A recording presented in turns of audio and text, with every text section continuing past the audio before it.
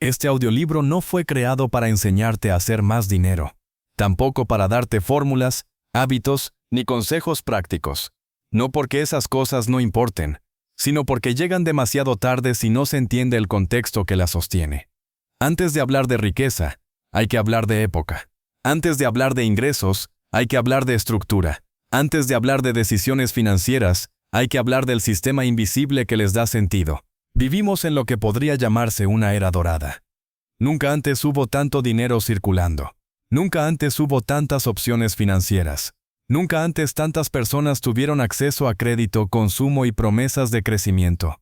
Y al mismo tiempo, nunca antes hubo tanta ansiedad económica, tanta sensación de inestabilidad, tanta dificultad para proyectar el futuro con claridad. Esta contradicción no es casual, es una señal. El problema no es que el dinero falte. El problema es que el dinero dejó de ser comprendido como herramienta y pasó a ser vivido como entorno. No lo vemos como algo que usamos. Lo vemos como algo dentro de lo cual existimos. Eso cambia todo. Cambia cómo se elige una carrera. Cambia cómo se define el éxito. Cambia cuánto tiempo se está dispuesto a intercambiar por seguridad. Cambia qué riesgos parecen aceptables y cuáles no. La mayoría de las personas no eligió vivir así. Simplemente nació dentro de esta lógica. La adoptó sin cuestionarla, como se adoptan las reglas implícitas de cualquier época. Por eso este audiolibro habla de crónicas, porque no es una teoría, es un relato de cómo se fue construyendo, paso a paso, una forma de organizar el valor. Y como toda crónica no se entiende mirando solo el final. Para comprender esta época, hay que volver a cuando el valor no podía guardarse, a cuando el esfuerzo se perdía con el tiempo, a cuando la riqueza no se acumulaba, se consumía. Hay que entender por qué el oro se convirtió en algo más que un metal. ¿Por qué pasó a representar permanencia? Y cómo esa idea se transformó, con los siglos, en sistemas cada vez más abstractos. Este recorrido no busca nostalgia ni idealización del pasado. Busca contexto. Porque sin contexto, el presente se vive como caos. Y con contexto, el presente se vuelve legible. A lo largo de este audiolibro, vamos a ver cómo se levantaron los pilares invisibles de esta época. El tiempo, la deuda, la confianza y la expectativa. No como conceptos aislados, sino como fuerzas que se refuerzan entre sí.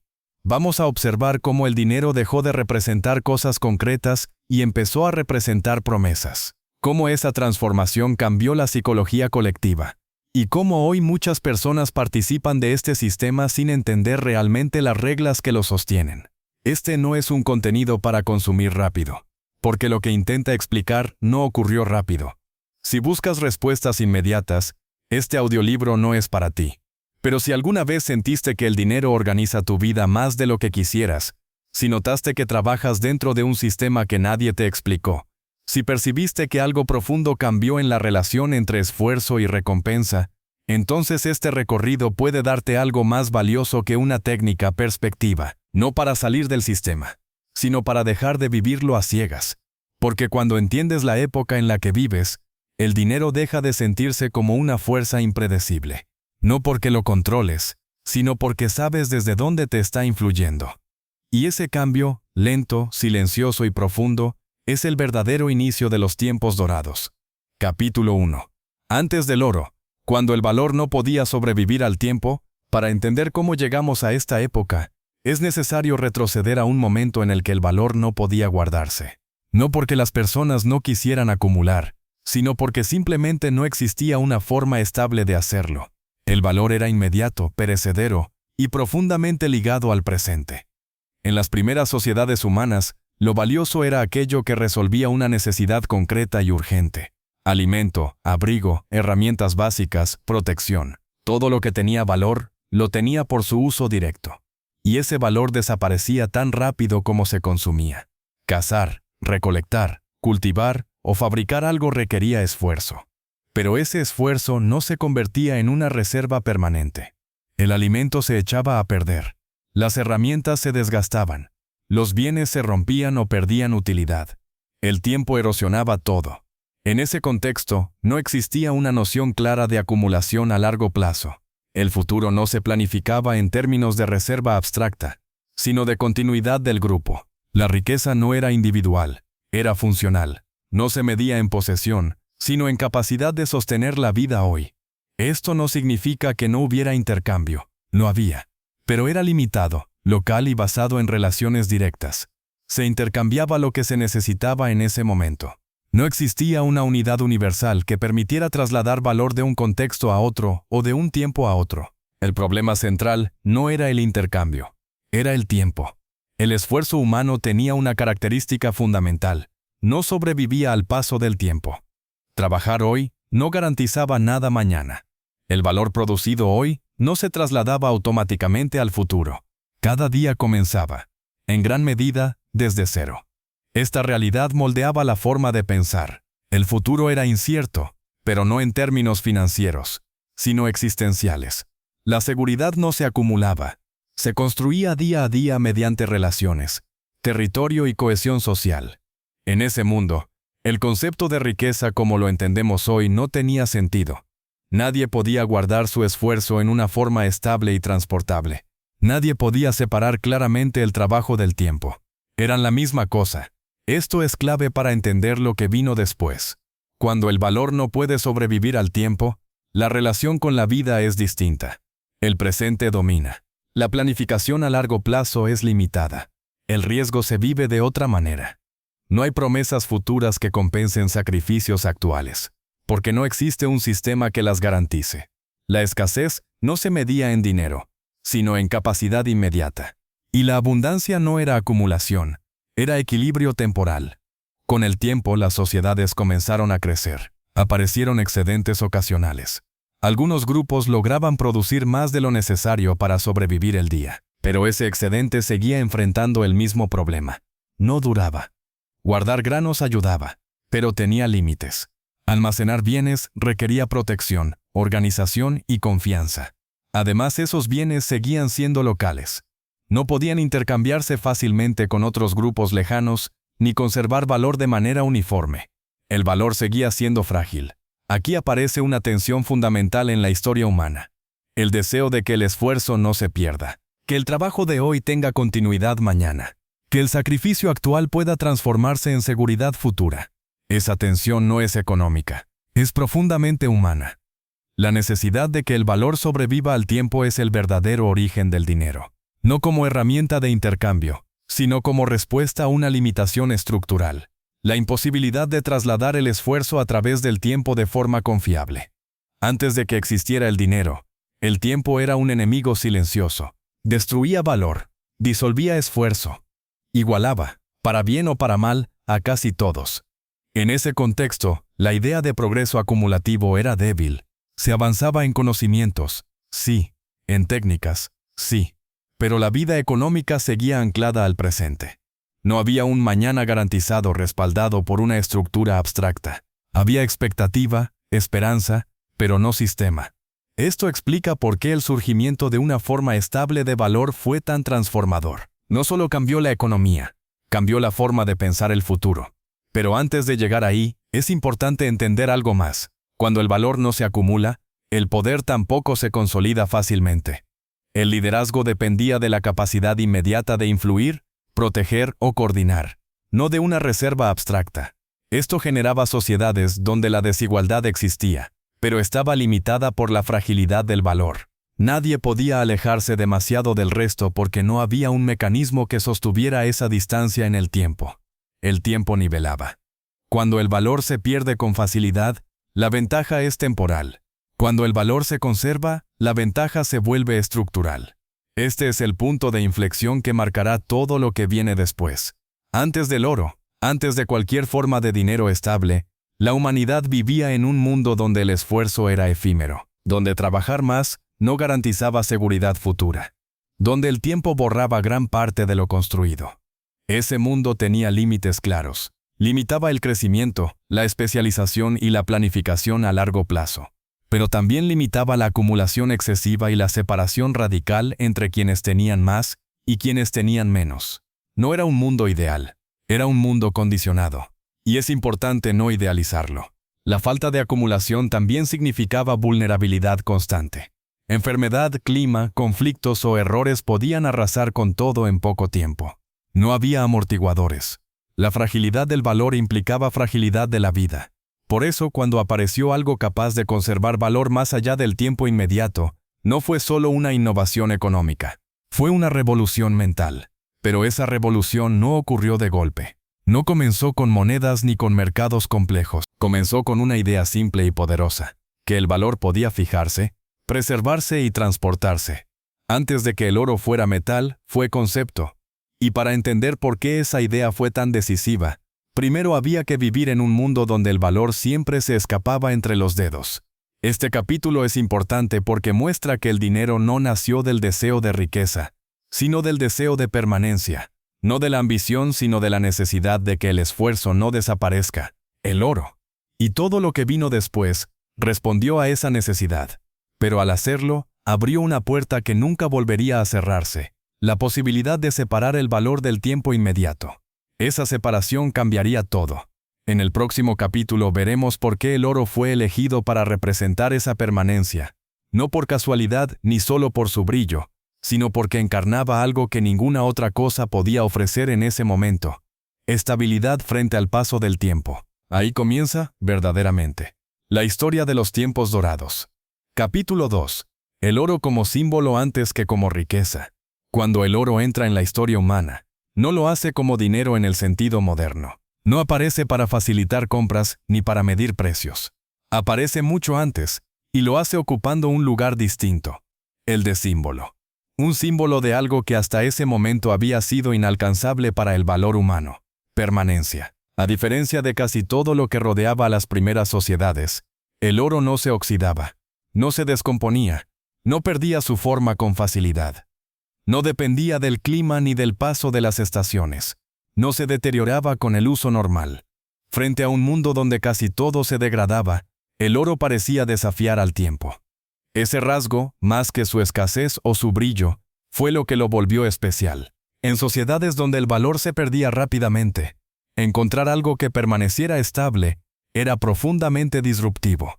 El oro no servía para comer, no protegía del frío, no resolvía necesidades inmediatas, y sin embargo comenzó a ser apreciado, no por utilidad directa, sino por lo que representaba. Representaba continuidad.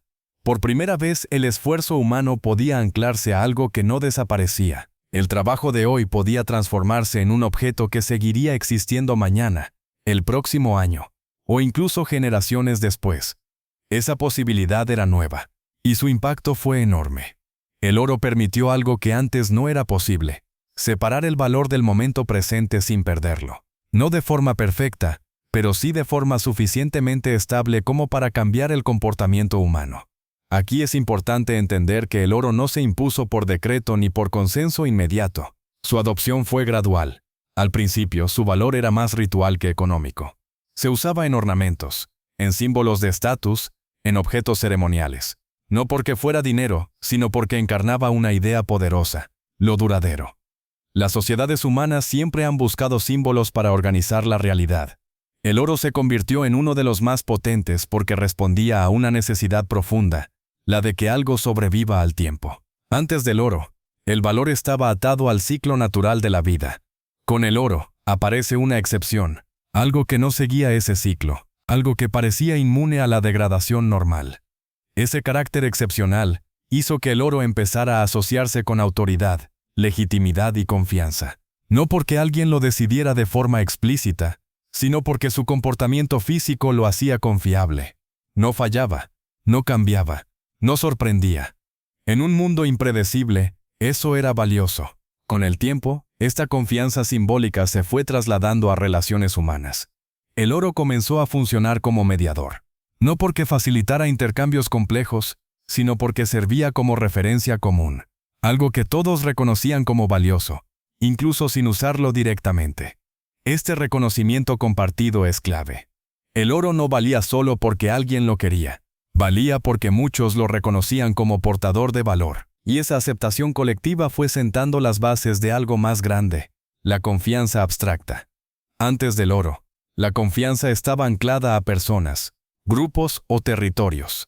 Con el oro, comienza a desplazarse hacia un objeto. No porque el objeto sea moralmente superior, sino porque es estable. Esta transferencia de confianza es uno de los pilares fundamentales de cualquier sistema monetario. y el oro fue uno de los primeros vehículos en permitirla. Es importante aclarar algo. El oro no creó la desigualdad. La desigualdad ya existía, pero sí permitió que se volviera más duradera. Cuando el valor puede conservarse, también puede concentrarse, y cuando se concentra, el poder deja de ser solo inmediato y pasa a ser acumulativo. Este es un punto delicado. El oro no es bueno ni malo. Es un catalizador. Amplifica lo que ya está presente. Amplifica la capacidad de planificar, de coordinar, de construir, pero también amplifica la capacidad de dominar, excluir y acumular ventaja. Por eso, desde muy temprano, el oro quedó asociado tanto a la prosperidad como al control. No porque tenga voluntad propia, sino porque permite sostener diferencias en el tiempo. Aquí aparece una transición importante. El oro deja de ser solo símbolo ritual y empieza a adquirir una función social más amplia. Se convierte en reserva, en referencia, en respaldo. No todavía dinero, pero sí algo cercano. Las sociedades empiezan a usarlo para sellar acuerdos, pagar tributos, marcar jerarquías, no porque sea práctico en el día a día, sino porque su estabilidad lo convierte en una garantía. Quien tiene oro puede prometer algo que no se disuelve con el tiempo. Y esa capacidad de prometer cambia la estructura social. Prometer implica futuro. Implica que algo de hoy tendrá validez mañana. Antes del oro, muchas promesas eran frágiles. Dependían de la memoria, de la reputación, de la fuerza. Con el oro, aparece un respaldo material para la promesa. Ese respaldo no elimina el conflicto ni el engaño, pero reduce la incertidumbre. Y reducir incertidumbre es una de las fuerzas más poderosas en la organización humana. Con el paso del tiempo, el oro empieza a funcionar como unidad de referencia. No porque se mida todo en oro, sino porque se compara. Se habla de valor en términos de oro. Se usa como patrón, aunque no siempre circule. Aquí empieza a gestarse una idea crucial, que el valor puede abstraerse, que puede representarse, que no necesita estar presente físicamente para operar como referencia. El oro, en este sentido, no solo conserva valor, enseña a pensar el valor de forma abstracta. Este cambio mental es más importante que cualquier innovación técnica, porque una vez que el valor se abstrae, puede representarse de muchas formas.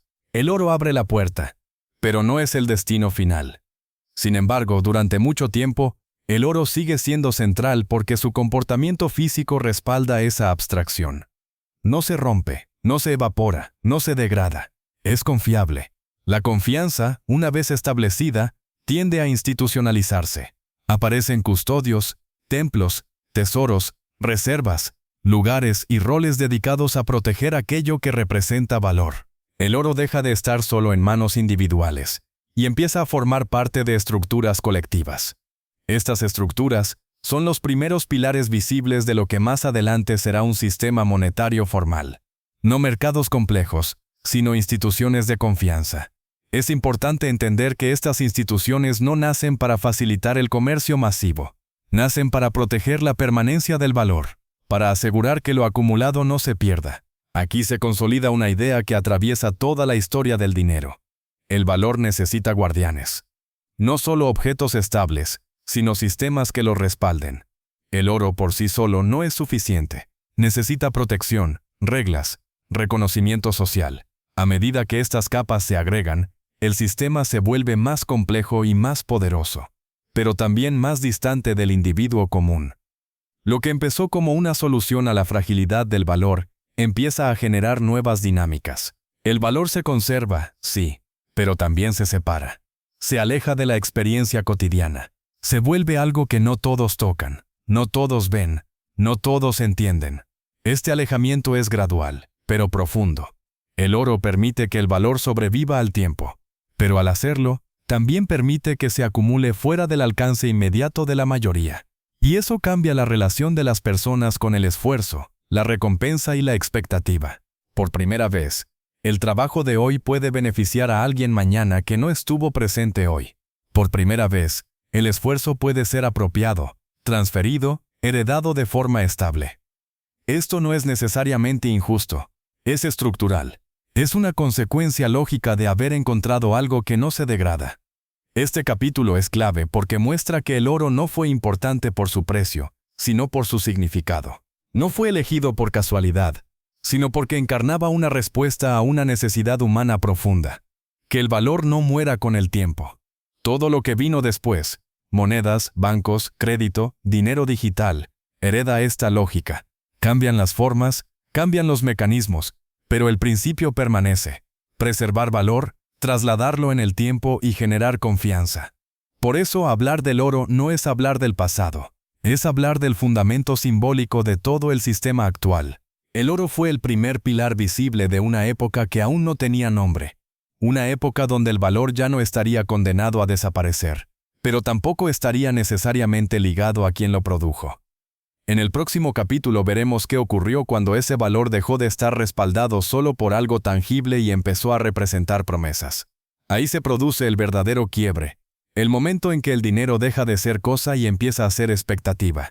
Ese día, la historia del dinero entra en una nueva fase. Capítulo 3. El día en que el dinero empezó a representar promesas. Hubo un momento decisivo en la historia del dinero que no suele identificarse como tal. No ocurrió en una fecha concreta, ni estuvo marcado por un evento espectacular. No fue una invención puntual, ni una reforma explícita. Fue una transición lenta, casi imperceptible, pero profundamente transformadora. El día en que el dinero dejó de representar cosas y empezó a representar promesas. Hasta ese punto, incluso cuando el oro ya funcionaba como referencia de valor, seguía existiendo una conexión clara entre el objeto y lo que representaba. El oro era valioso porque era oro, porque existía físicamente, porque su permanencia estaba garantizada por su propia naturaleza. Aunque ya operara como símbolo, su respaldo seguía siendo tangible. Pero a medida que las sociedades crecieron, se volvieron más complejas y comenzaron a interactuar a mayor escala. Esa forma de operar empezó a mostrar límites. Transportar grandes cantidades de oro era peligroso. Custodiarlo requería estructuras. Verificarlo demandaba confianza en intermediarios. El sistema empezaba a necesitar algo más flexible. Aquí aparece el verdadero quiebre. La separación entre el valor y su soporte físico inmediato. Al principio, esta separación fue práctica, no conceptual. Aparecieron recibos, certificados, anotaciones, papeles que decían representar una cierta cantidad de oro guardada en otro lugar. No eran dinero en sí mismos. Eran promesas respaldadas por algo real. Pero una vez que una promesa funciona, tiende a independizarse. Cuando las personas empiezan a intercambiar esos papeles con confianza, el objeto físico deja de circular. El valor ya no se mueve como metal, se mueve como expectativa. La gente no entrega oro, entrega la promesa de que ese oro existe en algún lugar y puede reclamarse. Este paso es sutil, pero radical. Por primera vez, el dinero no es lo que es, sino lo que promete ser. Su valor no reside en su materia, sino en la confianza de que esa promesa será cumplida. Y aquí ocurre algo crucial. El dinero empieza a depender menos de la naturaleza y más de las instituciones humanas. La confianza ya no se deposita solo en un objeto estable, sino en quien garantiza la promesa. En custodios, autoridades, sistemas de registro. El valor se vuelve relacional. Vive en acuerdos, no solo en cosas. Este cambio transforma profundamente la psicología económica. Antes, perder el dinero significaba perder algo concreto. Ahora, perder el dinero significa que una promesa no se cumple, que una expectativa se rompe, que un futuro anticipado no llega. El riesgo ya no es solo material, es temporal. A partir de este momento, el dinero empieza a organizar la relación entre presente y futuro. Se convierte en una herramienta para adelantar tiempo, para traer al presente recursos que aún no existen, basados en la promesa de que existirán. Aquí nace el crédito en su forma más básica. El crédito no es, como suele pensarse, una invención moderna. Es una consecuencia directa de este quiebre. Si el dinero puede representar una promesa, entonces es posible usar hoy lo que se espera producir mañana. Esta idea cambia por completo la estructura de las decisiones humanas. Antes, el límite del consumo y de la acción estaba dado por lo que ya existía. Ahora, el límite se desplaza hacia lo que se espera que exista. El futuro empieza a ser utilizado como recurso. Este uso del futuro no es neutro. Genera poder, crecimiento, expansión, pero también introduce una nueva forma de fragilidad, porque el futuro, por definición, no está garantizado. Cuando el dinero representa promesas, el sistema se vuelve más dinámico, pero también más sensible a la confianza. Si la confianza se mantiene, el sistema funciona. Si se quiebra, todo se tambalea. Este es uno de los motivos por los cuales las crisis financieras modernas no se parecen a las crisis antiguas. No son solo escasez de bienes. Son crisis de confianza, crisis de promesas incumplidas. En este punto el dinero deja de ser solo una herramienta para conservar valor y pasa a ser una herramienta para proyectarlo. No solo guarda el pasado, anticipa el futuro. Y esto tiene consecuencias profundas en la forma en que las personas se relacionan con el trabajo. El trabajo deja de ser solo una actividad para sobrevivir hoy. Empieza a ser una actividad que respalda promesas futuras. Trabajar no solo produce valor inmediato, produce capacidad de endeudarse, de comprometerse, de proyectar. El salario, por ejemplo, deja de ser solo pago por esfuerzo pasado. Se convierte en señal de confiabilidad futura. Permite acceder a crédito, planificar, comprometer ingresos que aún no se han ganado. La identidad económica empieza a construirse alrededor de esa capacidad de prometer. No solo de producir, sino de cumplir expectativas. Aquí se produce una transformación silenciosa pero decisiva. El valor personal empieza a medirse no solo por lo que alguien tiene, sino por lo que puede prometer que tendrá. Esta lógica se extiende rápidamente. Estados, empresas, individuos, todos empiezan a operar sobre promesas, bonos, contratos, deudas, planes. El dinero circula cada vez menos como objeto y cada vez más como acuerdo. El sistema gana velocidad, permite construir infraestructuras, financiar proyectos, coordinar esfuerzos a gran escala. Sin este paso, el mundo moderno no existiría. Pero el costo de esta velocidad es una mayor dependencia de la confianza. Cuando el dinero representaba cosas, la confianza estaba distribuida en la materia. Cuando el dinero representa promesas, la confianza se concentra en sistemas. Y esos sistemas pueden fallar. Este cambio también altera la percepción del riesgo. Antes, el riesgo estaba asociado a perder algo que ya se tenía. Ahora, el riesgo incluye no obtener algo que se esperaba. El miedo no es solo a perder, sino a no llegar. Este miedo es más abstracto, más persistente. No se resuelve con posesión inmediata. Se resuelve con estabilidad del sistema. Por eso, a medida que el dinero se vuelve promesa, las personas empiezan a depender más de estructuras que no controlan directamente. Bancos, mercados, políticas. El individuo se integra en una red de expectativas compartidas. Esta red es poderosa, pero también distante.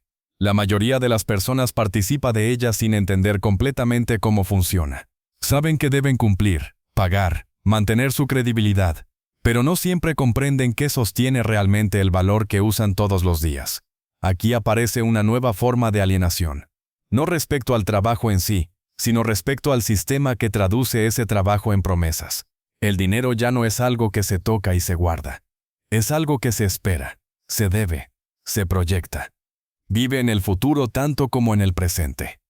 Este cambio modifica la relación con el tiempo de forma radical. El presente deja de ser el único espacio relevante. El futuro se vuelve una carga constante. Decisiones de hoy comprometen años por venir. El tiempo se estira, se adelanta, se hipoteca. La deuda en este contexto no es solo una obligación financiera. Es una forma de traer el futuro al presente. Y al hacerlo, el futuro deja de ser abierto. Empieza a estar parcialmente decidido. Este fenómeno no es necesariamente negativo.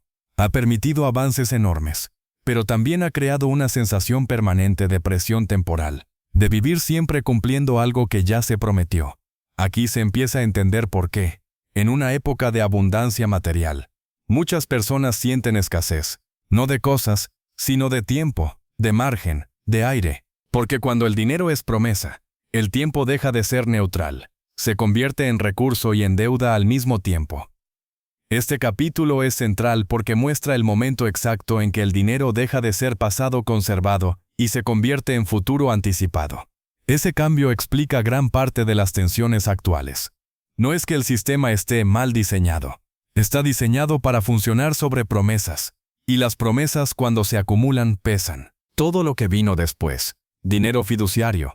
Sistemas bancarios modernos. Mercados financieros, no hace más que profundizar esta lógica. Cambian los instrumentos, pero el principio permanece.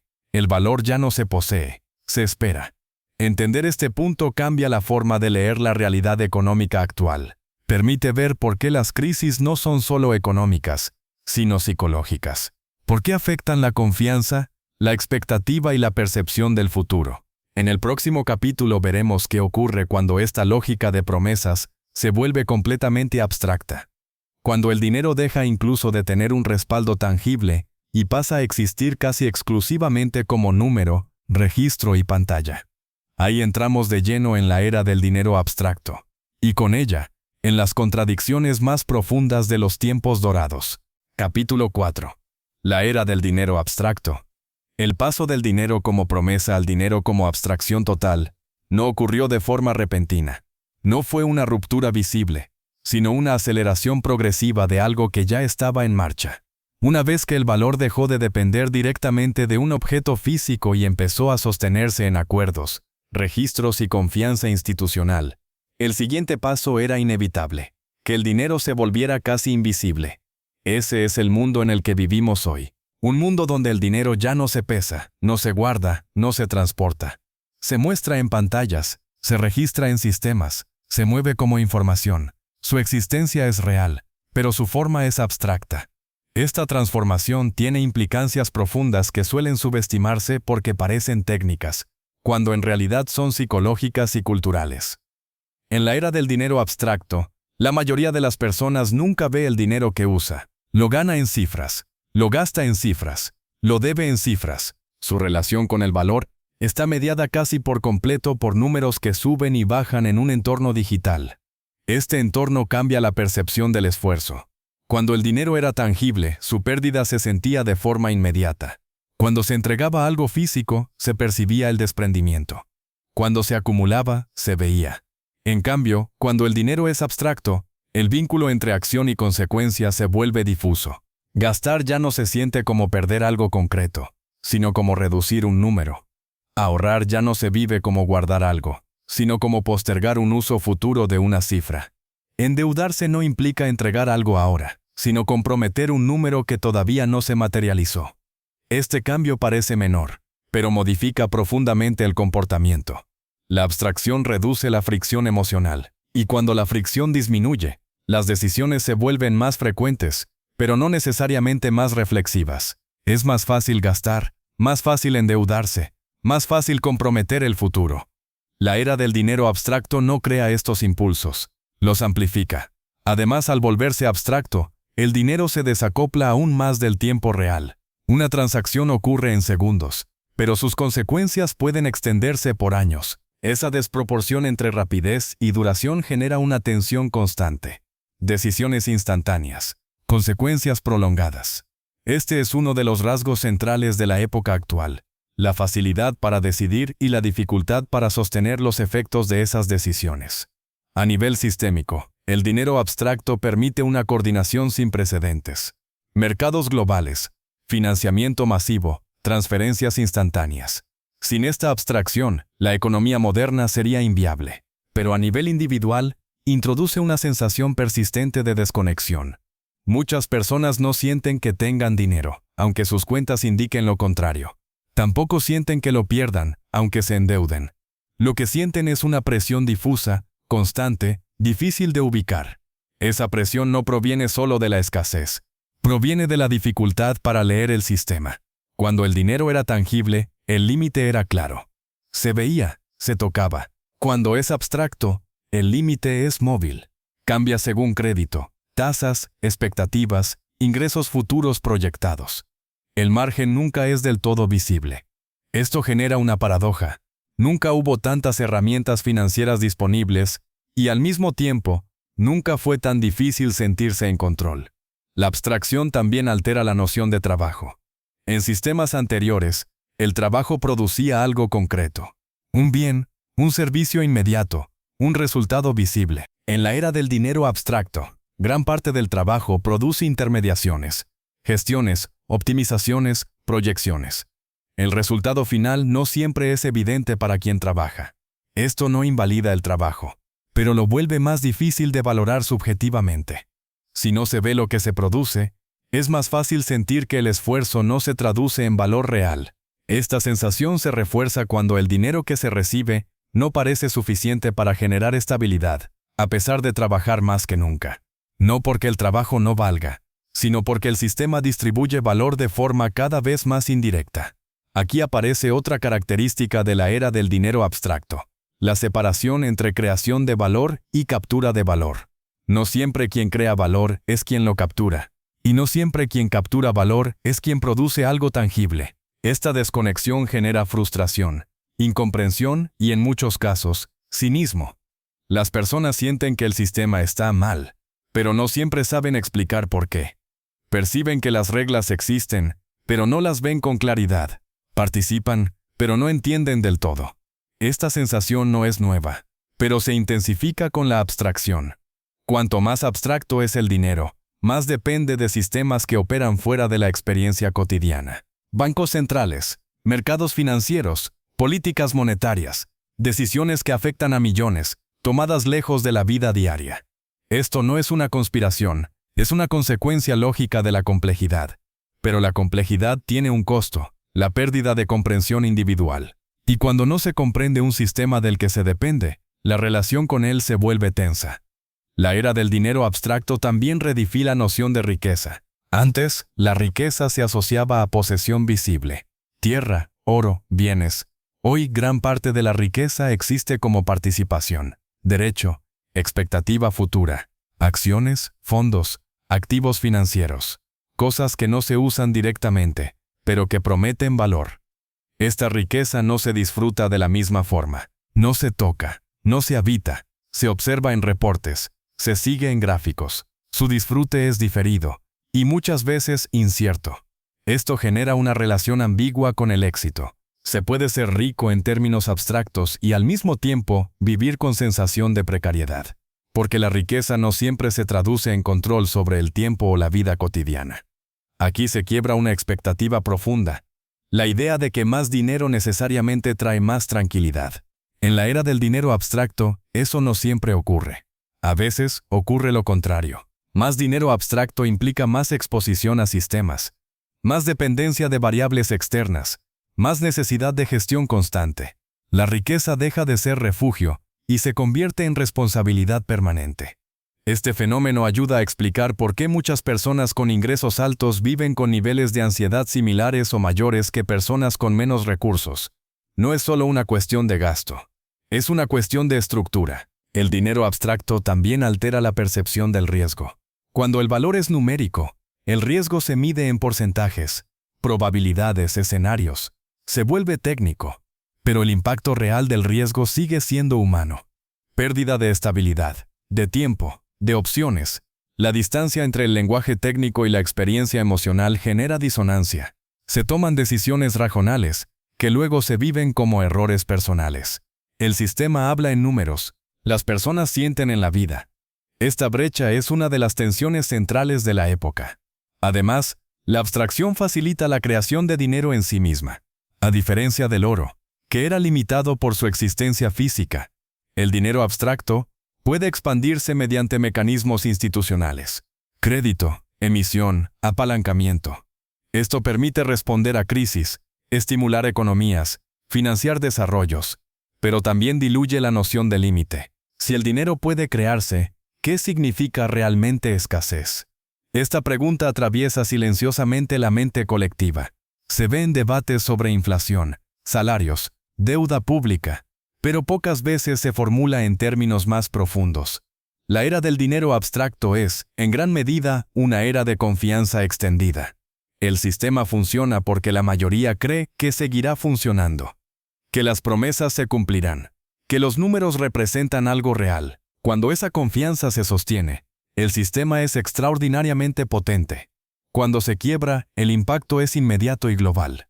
Por eso las crisis modernas no se sienten como quiebras locales, sino como sacudidas sistémicas. No colapsa un lugar, colapsa una expectativa compartida. En este contexto, muchas personas buscan refugio en certezas simples: volver a lo tangible, comprar cosas, acumular bienes, o, por el contrario, desconectarse por completo y vivir al día. Ambas reacciones son comprensibles. Ambas intentan reducir la ansiedad que genera la abstracción, pero ninguna aborda el problema de fondo, la dificultad para leer el sistema en el que se vive. La era del dinero abstracto no va a desaparecer. No es una anomalía pasajera, es una etapa avanzada de una lógica que comenzó cuando el valor se separó del tiempo inmediato. Negarla no ayuda. Idealizar el pasado tampoco. Lo que sí ayuda es entender sus reglas implícitas. Entender cómo la abstracción cambia el comportamiento, las expectativas y la percepción de control. Este capítulo es importante porque muestra que muchas de las tensiones actuales no son fallas individuales, no son falta de disciplina, ni de inteligencia, ni de esfuerzo. Son consecuencias de vivir en un sistema altamente abstracto sin haber sido educados para interpretarlo.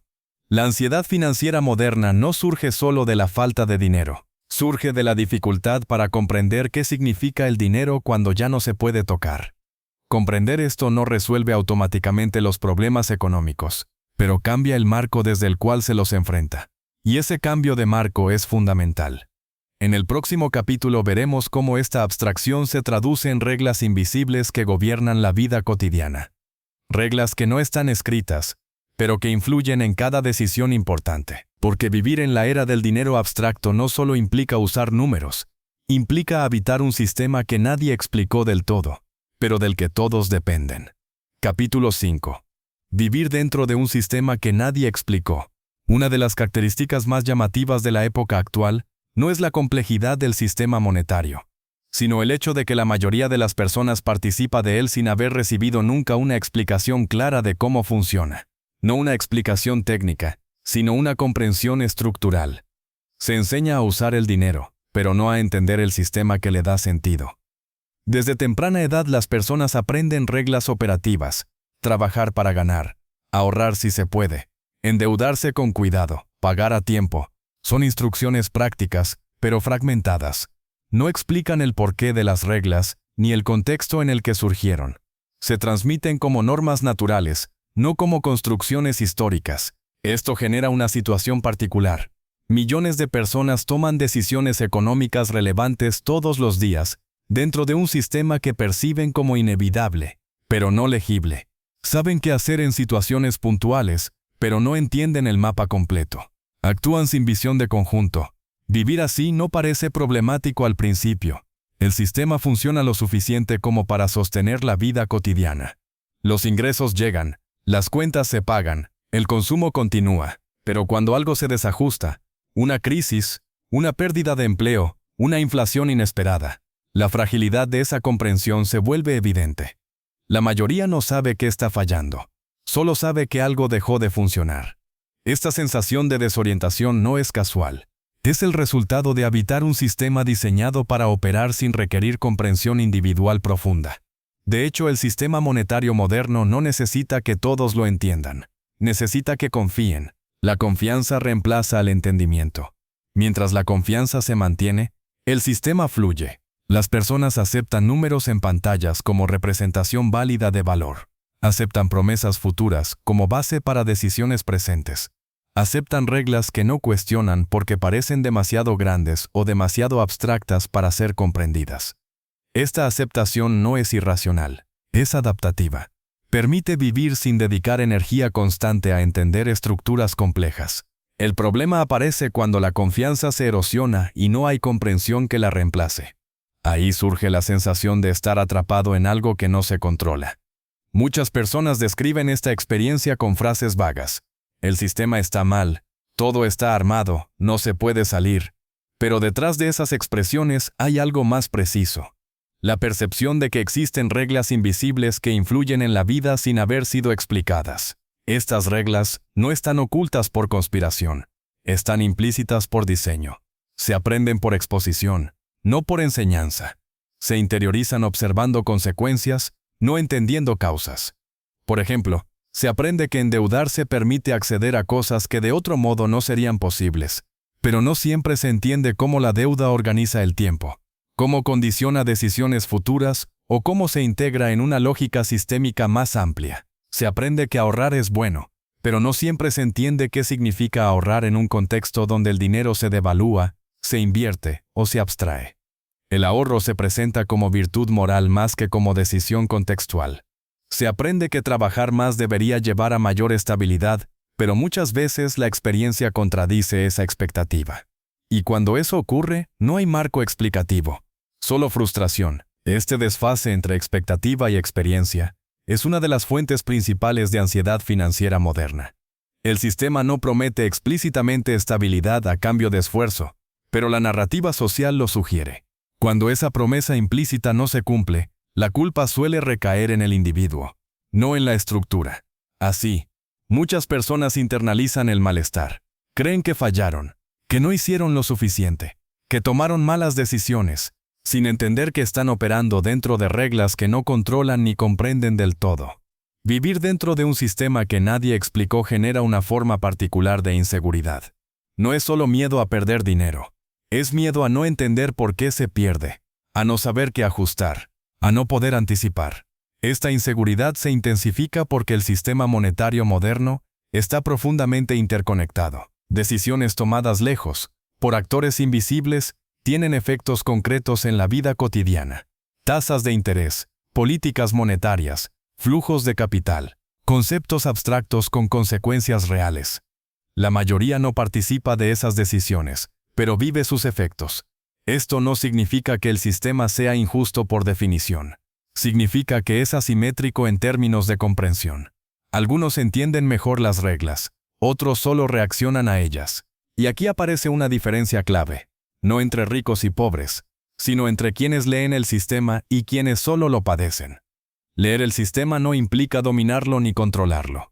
Implica entender sus lógicas básicas, sus incentivos, sus tensiones. Implica saber que no todas las reglas están diseñadas para el bienestar individual, sino para la estabilidad del conjunto. Muchas frustraciones nacen de esperar del sistema algo que no está diseñado para dar. Por ejemplo, se espera que el dinero garantice tranquilidad emocional. Pero el sistema monetario no está orientado a eso. Está orientado a facilitar intercambio, proyección y coordinación. La tranquilidad es un efecto posible, no un objetivo estructural. Se espera que el trabajo sea proporcionalmente recompensado. Pero el sistema recompensa posiciones, no solo esfuerzos. Recompensa ubicaciones dentro de la estructura, no únicamente cantidad de trabajo. Cuando estas diferencias no se entienden, se genera una sensación de injusticia difusa. No siempre incorrecta, pero mal ubicada. Se lucha contra síntomas sin comprender causas. Vivir dentro de un sistema no explicado también afecta la forma en que se toman decisiones. Muchas decisiones se toman por imitación. Se hace lo que parece normal, lo que hace la mayoría, lo que se espera socialmente. No porque sea óptimo, sino porque reduce el riesgo de quedar fuera. Esta imitación refuerza el sistema. Las reglas implícitas se reproducen sin necesidad de ser explicitadas. Y quienes se desvían sin comprenderlas, suelen pagar costos altos. Por eso entender el sistema no es un lujo intelectual. Es una forma de reducir fricción, de tomar decisiones más conscientes dentro de límites reales. Sin embargo, entender no significa aceptar todo. Significa saber dónde se está parado. Una de las razones por las que este entendimiento no se promueve de forma masiva es que el sistema funciona mejor cuando la mayoría no cuestiona su lógica. No por malicia, sino por eficiencia. Demasiada reflexión individual puede ralentizar procesos que requieren fluidez, pero esa eficiencia tiene un costo humano. Cuando las personas no entienden el sistema que organiza su vida económica, tienden a oscilar entre dos extremos, la obediencia ciega o el rechazo total. Ninguno es especialmente útil. La obediencia ciega genera dependencia. El rechazo total genera aislamiento. Entender permite otra cosa. Navegar no implica controlar el mar. Implica leer corrientes, anticipar cambios, ajustar rumbo. Implica aceptar que hay fuerzas mayores, pero no renunciar a la agencia. Este capítulo es importante porque marca un punto de inflexión en la narrativa. Hasta ahora hemos visto cómo el dinero se transformó históricamente. Ahora vemos cómo esa transformación impacta en la experiencia cotidiana. No entender el sistema no es una falla individual, es una condición compartida, pero permanecer en esa condición sí tiene consecuencias. La educación financiera tradicional suele centrarse en herramientas, presupuestos, inversiones, ahorro. Todo eso es útil, Pero sin comprensión estructural, esas herramientas se aplican de forma mecánica, desconectadas del contexto. Es como aprender a usar instrumentos sin entender la partitura. Por eso, muchas personas aplican buenas prácticas y aún así sienten que no avanzan. No porque las prácticas sean malas, sino porque están desalineadas con su posición real dentro del sistema. Entender el sistema no garantiza éxito, pero reduce la sensación de arbitrariedad. Permite distinguir entre lo que depende de uno y lo que no. Y esa distinción es fundamental para la salud mental y la toma de decisiones. Cuando se entiende que ciertas tensiones no son personales, sino estructurales, se libera energía. Deja de gastarse en culpa y se orienta a ajuste estratégico. Este ajuste no siempre implica ganar más dinero. A veces implica redefinir expectativas, cambiar prioridades, o simplemente dejar de luchar contra reglas que no se pueden modificar individualmente. Vivir dentro de un sistema que nadie explicó no es una anomalía histórica. Ha ocurrido antes, pero la escala actual lo vuelve más intenso, más rápido, más abstracto. Por eso, comprender esta realidad no es un ejercicio académico, es una necesidad práctica. Este capítulo no busca darte respuestas cerradas, busca darte una lente, una forma de mirar la realidad económica cotidiana con menos confusión y más contexto. Porque cuando se empieza a entender el sistema, aunque sea parcialmente, algo cambia. Las decisiones dejan de sentirse completamente a ciegas, y ese cambio, aunque no se traduzca de inmediato en más dinero, sí se traduce en algo igual de valioso: claridad. En el próximo capítulo veremos cuáles son los pilares invisibles que sostienen esta época. Fuerzas que operan de forma silenciosa, pero constante, y que explican por qué el sistema se mantiene incluso cuando parece estar en tensión permanente. Entender esos pilares es entender el corazón de los tiempos dorados. Capítulo 6. Los pilares invisibles que sostienen la época dorada. Para comprender por qué esta época se mantiene en pie, incluso cuando parece estar al borde de la inestabilidad permanente, es necesario mirar más allá de las manifestaciones visibles del dinero, más allá de los precios, los salarios, los mercados o las crisis. Lo que sostiene a esta era no son solo mecanismos financieros, sino una serie de pilares invisibles que operan de forma constante y silenciosa. Estos pilares no suelen mencionarse juntos, aparecen dispersos en debates económicos, en discursos políticos o en conversaciones cotidianas, pero rara vez se los reconoce como parte de una misma estructura. Sin embargo, son ellos los que permiten que el sistema continúe funcionando, incluso bajo tensión. El primero de estos pilares es el tiempo. En la época actual, el tiempo dejó de ser solo una dimensión natural y pasó a ser un recurso económico central. El dinero no solo representa valor acumulado del pasado, también organiza expectativas futuras.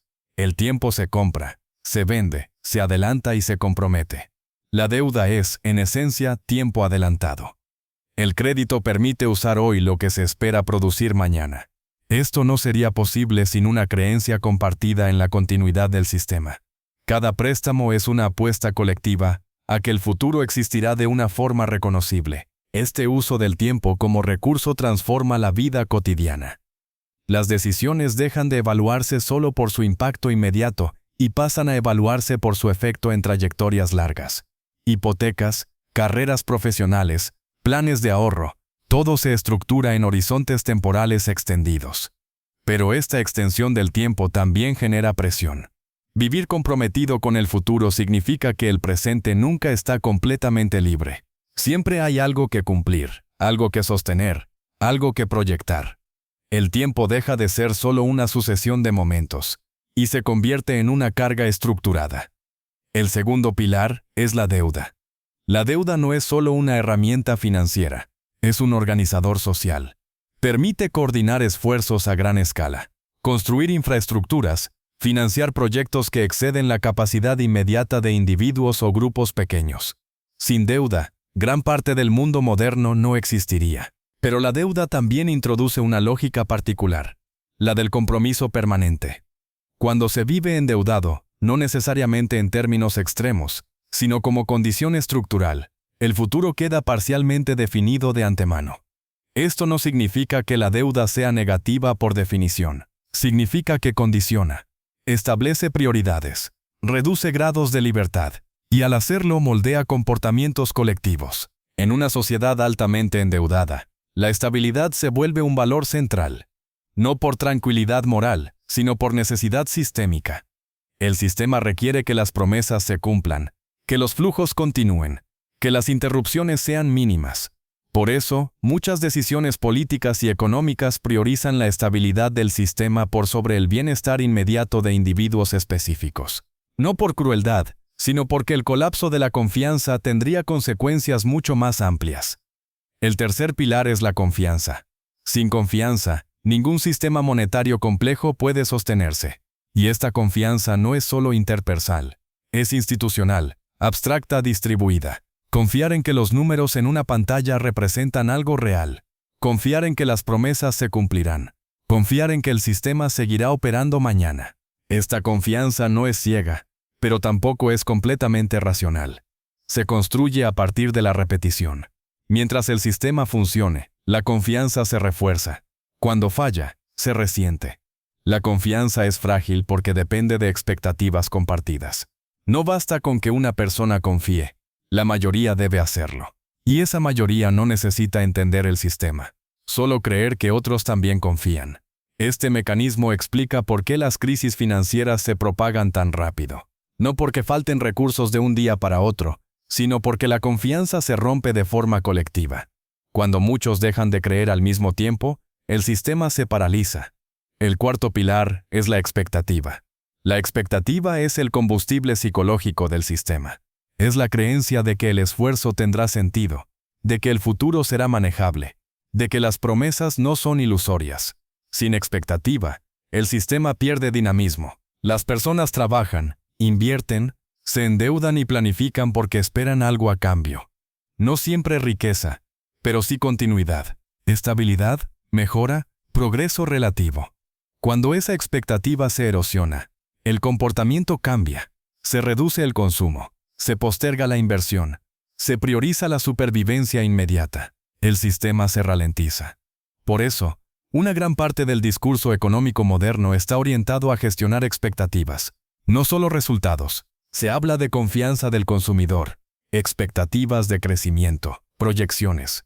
El lenguaje anticipa, tranquiliza o alerta. La expectativa no necesita cumplirse exactamente. Necesita mantenerse plausible. Estos cuatro pilares, tiempo, deuda, confianza y expectativa, no operan de forma aislada, se refuerzan entre sí. El tiempo permite la deuda. La deuda requiere confianza.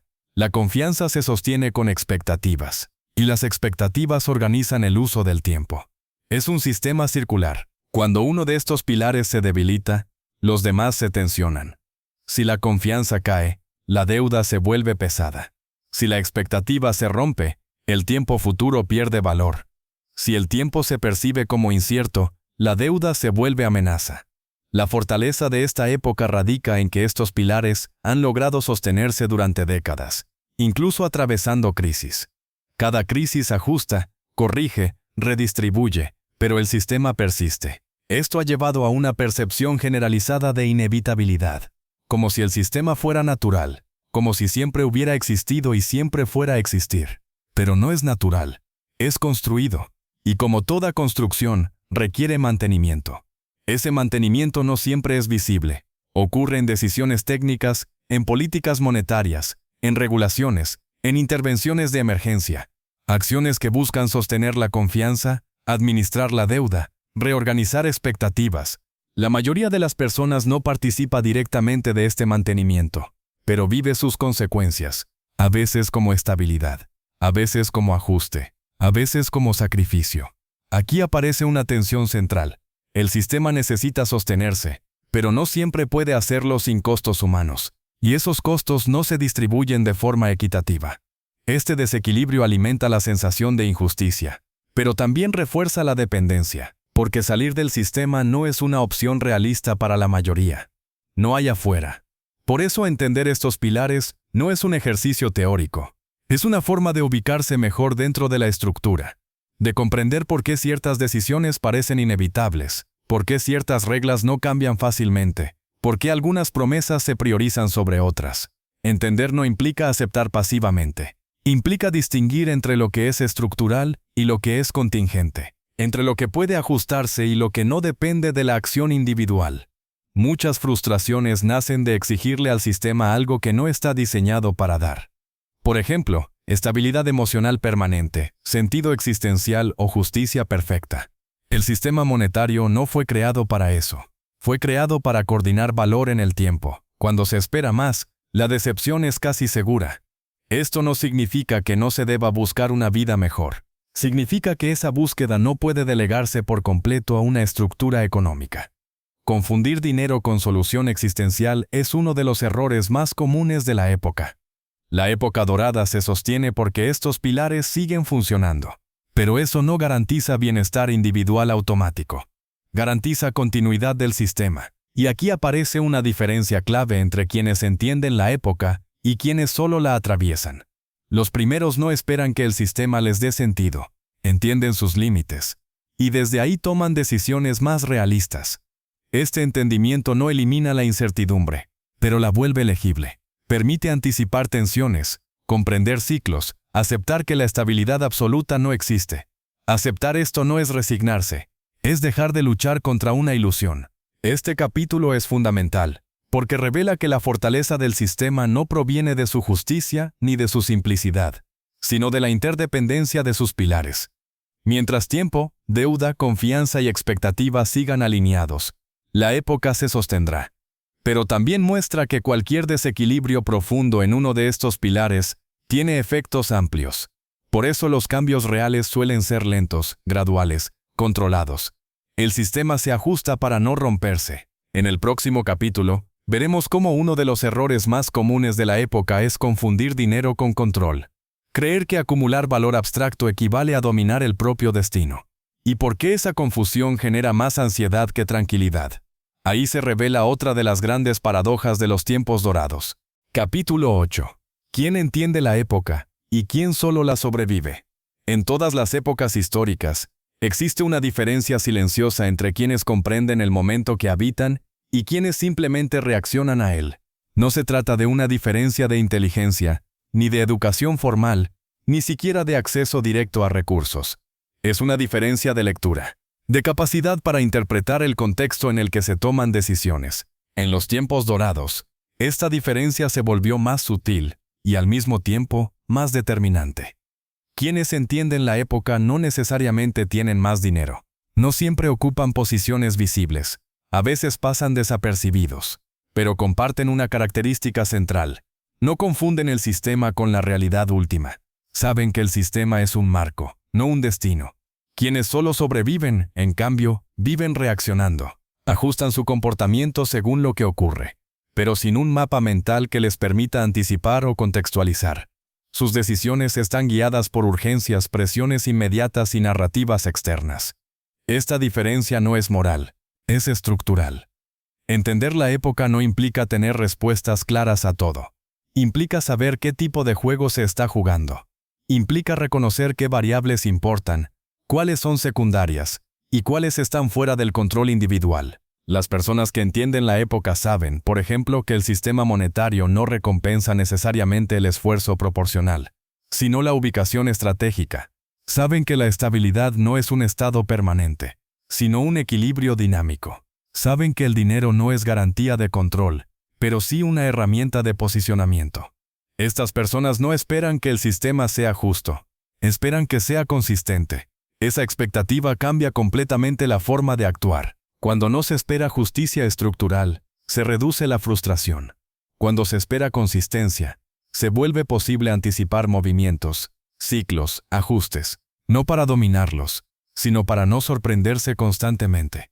Quienes solo sobreviven suelen operar bajo otra expectativa. Esperan que el sistema recompense el buen comportamiento, el esfuerzo constante, la obediencia a las reglas explícitas.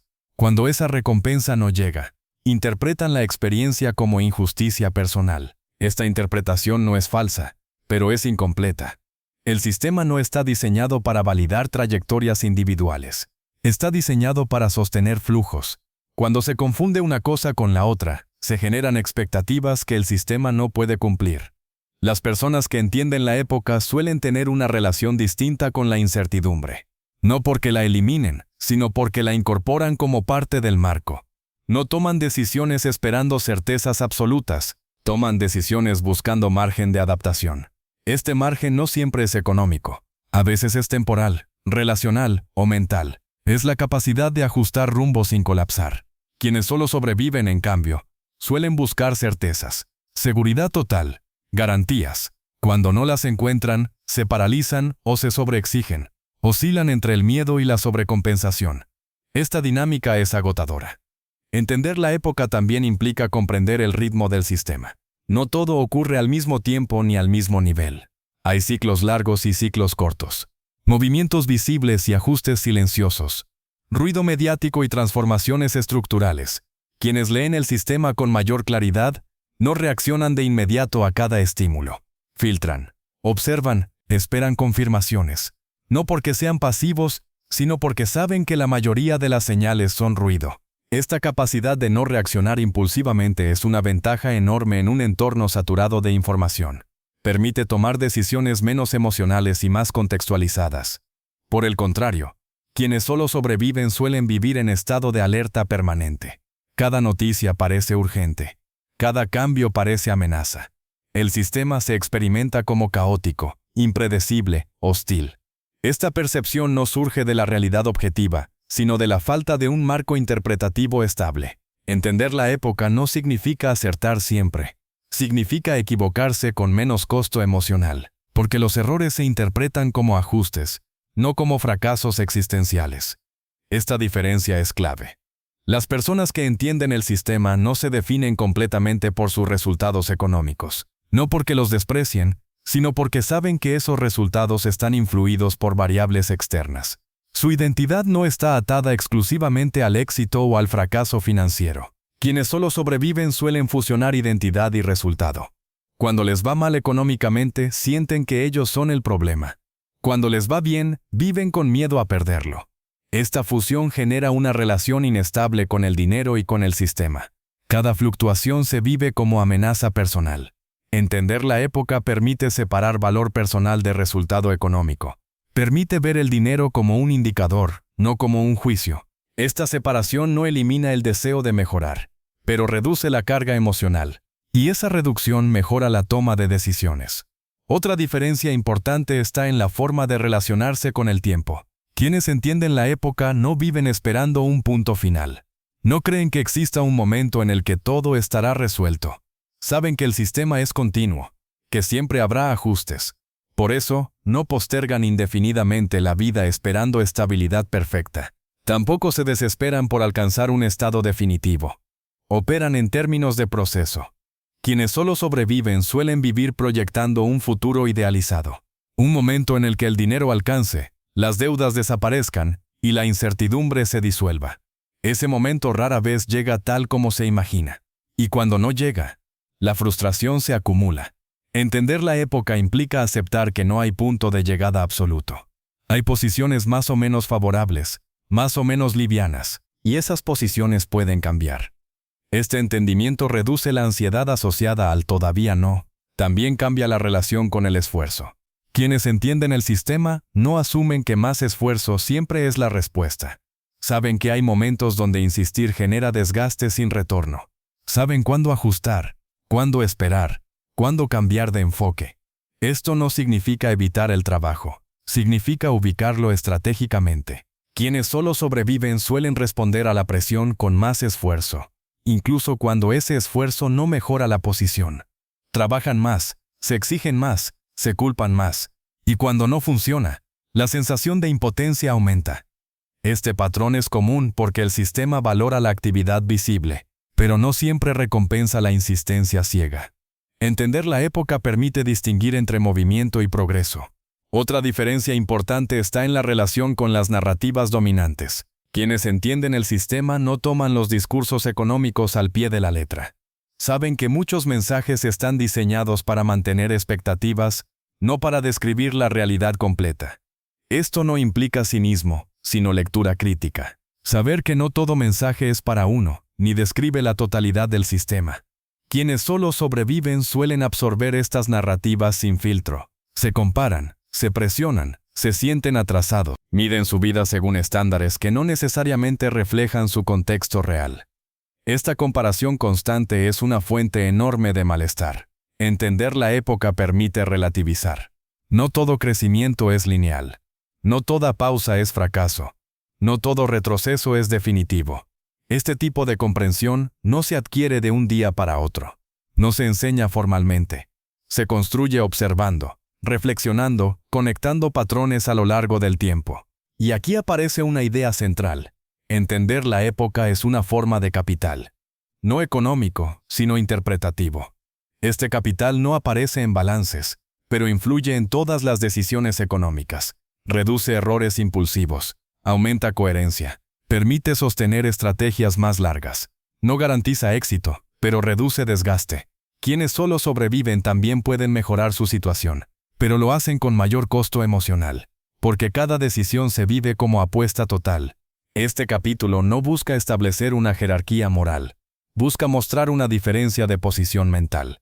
Una diferencia que explica por qué algunas personas parecen navegar mejor la misma realidad que a otros les resulta asfixiante. No porque sean mejores, sino porque leen el mapa. Entender la época no significa salirse del sistema. Significa dejar de interpretarlo como enemigo o salvador. Significa verlo como estructura, con límites, con reglas, con dinámicas previsibles. Ese cambio de mirada no transforma mágicamente la realidad económica, pero transforma la experiencia de habitarla. Y esa transformación es profunda. En el próximo capítulo veremos cómo esta comprensión lleva a una idea central del audiolibro, que el principio de los tiempos dorados no fue un evento histórico cerrado, sino un proceso en curso, algo que no ocurrió antes, sino que está ocurriendo ahora, en cada decisión cotidiana.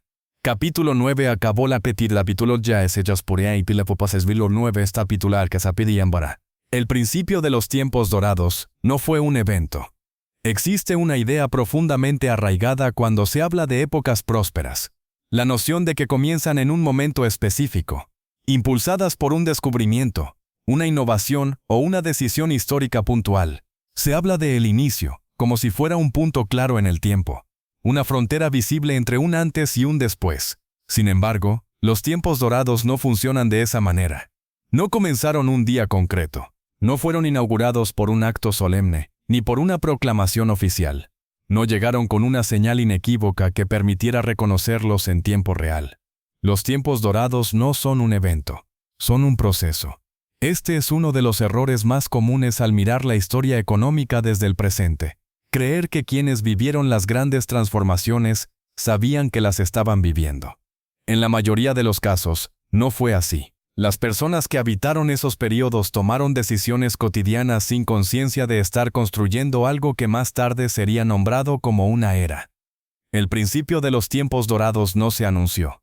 Se manifestó gradualmente en pequeñas decisiones repetidas, en ajustes silenciosos, en cambios de comportamiento que parecían menores, pero que acumulados alteraron la estructura completa. Esta comprensión cambia por completo la forma de leer la época actual. Si los tiempos dorados no son un evento cerrado del pasado, entonces no se los puede observar solo con distancia histórica. Se los habita, se participa de ellos, se los refuerza o se los tensiona con cada decisión cotidiana. Esto implica una responsabilidad incómoda. No hay un ellos que construyeron esta época. Hay un nosotros que la sostiene. La era dorada no se define únicamente por crecimiento económico, innovación tecnológica, o expansión financiera. Se define por la forma en que una sociedad organiza su relación con el valor, el tiempo y la expectativa. Y esa organización ocurre en lo cotidiano, no en lo extraordinario. Cada vez que una persona acepta una promesa futura como base para una decisión presente, refuerza la lógica central de esta época. Cada vez que se prioriza la estabilidad del sistema, por sobre la resolución inmediata de tensiones individuales, se sostiene el marco. Cada vez que se confía en que mañana funcionará de forma similar a hoy, se consolida la continuidad. Los tiempos dorados no se sienten dorados mientras ocurren, se sienten exigentes, ambiguos, inestables. La idealización suele llegar después, cuando se comparan con períodos de ruptura o escasez más evidentes. Por eso, muchas personas viven esta época con una sensación de contradicción permanente. Por un lado, hay abundancia de opciones, tecnología e información. Por otro hay ansiedad, presión y una sensación constante de fragilidad. Esta coexistencia no es accidental, es característica de una era sostenida por expectativas. El principio de los tiempos dorados no fue el momento en que apareció más dinero, sino el momento en que se normalizó vivir proyectando el futuro como parte estructural del presente. Cuando planificar, endeudarse, invertir y comprometer tiempo se volvieron comportamientos masivos y aceptados. Ese principio no terminó, sigue operando. Por eso, esperar que algo cambie de forma abrupta para que la época termine es una lectura incompleta. Las transformaciones reales no suelen ser rupturas totales. Son reconfiguraciones, ajustes que preservan lo esencial mientras modifican la superficie. Esto explica por qué, incluso después de crisis profundas, el sistema no desaparece. Se adapta, se corrige, redistribuye tensiones, pero mantiene sus pilares. Quienes entienden este punto dejan de buscar señales espectaculares de cambio. No esperan el colapso definitivo ni la solución milagrosa. Observan los movimientos pequeños, los ajustes graduales, las nuevas formas de organizar promesas. Entienden que la época no se rompe fácilmente porque está sostenida por millones de decisiones coordinadas, no por una sola estructura central. Esta comprensión también explica por qué muchas críticas al sistema fallan. Apuntan a elementos visibles, pero ignoran la lógica profunda. Señalan síntomas, no procesos. Y cuando los síntomas cambian de forma, interpretan el cambio como solución, cuando en realidad es adaptación. El principio de los tiempos dorados no fue una decisión consciente de crear abundancia. Fue la consecuencia de haber encontrado formas cada vez más eficientes de proyectar valor en el tiempo, de haber construido mecanismos para adelantar futuro, coordinar expectativas y sostener confianza. Esta eficiencia tiene beneficios evidentes, pero también costos. Uno de ellos es la dificultad para salir del proceso sin generar disrupciones mayores. Otro es la presión constante por mantener la continuidad, incluso cuando el equilibrio se vuelve frágil. Vivir en una época así requiere una lectura distinta del progreso. El progreso no se mide solo en crecimiento, sino en capacidad de ajuste, en habilidad para absorber tensiones sin colapsar. Desde esta perspectiva, muchas decisiones que parecen conservadoras o injustas adquieren otro significado. No son necesariamente actos de malicia, sino intentos de preservar la estructura que permite la continuidad del sistema. Esto no las vuelve incuestionables, pero las vuelve comprensibles. Entender que el principio de los tiempos dorados es un proceso en curso también cambia la relación con la acción individual. No se trata de aprovechar la era en términos oportunistas, ni de resistirla como si fuera una fuerza externa. Se trata de ubicarse conscientemente dentro de ella. Ubicarse implica reconocer qué se puede influir y qué no. Implica aceptar que algunas dinámicas son estructurales, pero que la forma de interactuar con ellas no está completamente determinada. Cada persona participa del proceso de forma distinta, algunas reforzando la lógica del sistema, otras buscando reducir su exposición, otras intentando encontrar posiciones más estables dentro de la estructura. No hay una única forma correcta, pero hay formas más o menos conscientes. La diferencia entre participar ciegamente y participar con comprensión es enorme. No en términos de resultado inmediato, sino en términos de desgaste, ansiedad y sentido. Quienes creen que los tiempos dorados ya pasaron suelen mirar indicadores aislados y compararlos con momentos idealizados. Quienes creen que aún no comenzaron suelen esperar una señal externa que valide el inicio. Ambos enfoques pierden de vista lo esencial. La época se construye mientras se vive. No se entra ni se sale de los tiempos dorados como quien cruza una frontera. Se los habita gradualmente. Se los refuerza o se los tensiona con cada decisión colectiva. Este entendimiento elimina la expectativa de un punto final claro. No hay una conclusión definitiva. Hay fases, hay ajustes, hay redistribuciones. Aceptar esto no implica resignación, implica realismo. El realismo permite tomar decisiones menos cargadas de ilusión y más alineadas con la estructura real. Permite dejar de esperar soluciones totales y empezar a buscar posiciones sostenibles. Este capítulo es clave, porque desmonta la idea de que los tiempos dorados son algo externo que se observa desde lejos. Muestra que son una condición viva, dinámica sostenida por comportamientos cotidianos. Entender esto cambia la forma de mirar el presente, ya no como una antesala de algo mejor o peor, sino como el escenario real donde se juega la relación con el dinero, el tiempo y el valor. En el próximo capítulo llegaremos al cierre del recorrido. No con una solución definitiva ni con una promesa de salida, sino con una reflexión final. Cómo habitar esta época sin ser absorbido por ella. Cómo participar del sistema sin confundirlo con la totalidad de la vida. Ahí se cierra la crónica. No con una respuesta, sino con una posición. Conclusión: salir de la crónica sin salir del sistema. A lo largo de este recorrido, no se ha intentado enseñar a ganar dinero, ni ofrecer fórmulas rápidas, ni prometer resultados. El objetivo fue otro: comprender la época que habitamos y la lógica que sostiene la relación moderna con el dinero. Porque antes de cualquier decisión financiera, existe un marco invisible que la condiciona. Comprender ese marco no cambia automáticamente los números, cambia algo más profundo, la forma de ubicarse dentro del sistema. El dinero, tal como se vive hoy, no es solo un medio de intercambio ni una reserva de valor. Es una estructura que organiza tiempo, expectativas y comportamiento colectivo. Funciona porque millones de personas participan de él sin cuestionar constantemente su lógica. Y esa participación, consciente o no, es lo que sostiene la continuidad de la época. Salir de la crónica no significa abandonar el sistema. No es posible ni deseable para la mayoría. Significa dejar de confundir el sistema con la totalidad de la vida. Significa reconocer que el dinero es una herramienta poderosa, pero limitada, que coordina pero no da sentido, que permite opciones pero no garantiza control absoluto. Cuando se entiende esto, se produce un cambio sutil pero decisivo. Las decisiones dejan de tomarse desde la ilusión de que el dinero resolverá todo, o desde el miedo de que nunca será suficiente. Se empiezan a tomar desde una lectura más realista del contexto.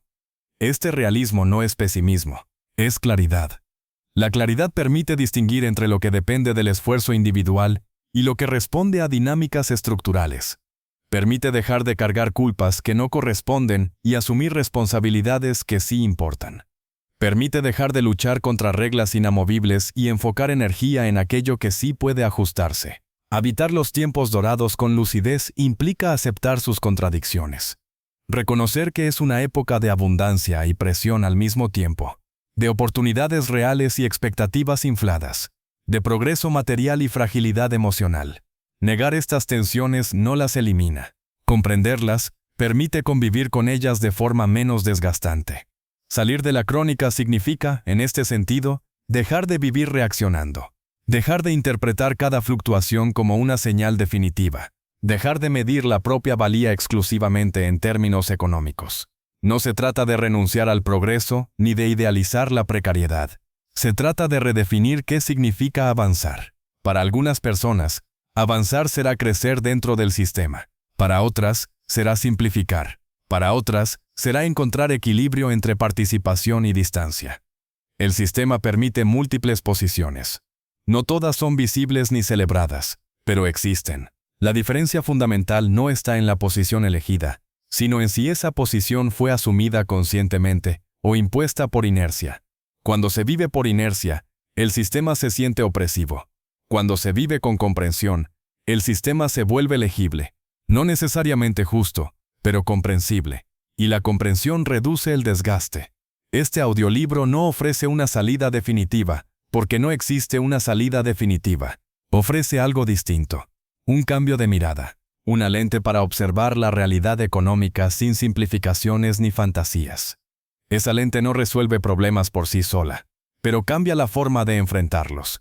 Permite decisiones más alineadas, expectativas más realistas y una relación menos tensa con el dinero. Los tiempos dorados no terminarán mañana ni se resolverán en una respuesta final. Continuarán ajustándose, transformándose, reconfigurándose, como lo han hecho siempre. La pregunta no es cuándo terminarán, sino cómo se elige habitarlos. Salir de la crónica no es salir del mundo. Es dejar de ser arrastrado por la narrativa dominante sin cuestionarla. Es ocupar un lugar propio dentro de una estructura que seguirá existiendo con o sin comprensión individual. Ese lugar no garantiza riqueza ni tranquilidad permanente, pero sí algo fundamental: coherencia. Y en una época sostenida por expectativas, la coherencia es una forma silenciosa de estabilidad. Con eso se cierra esta crónica. no como conclusión definitiva, sino como punto de partida para una relación más consciente con el dinero, el tiempo y la época que se habita.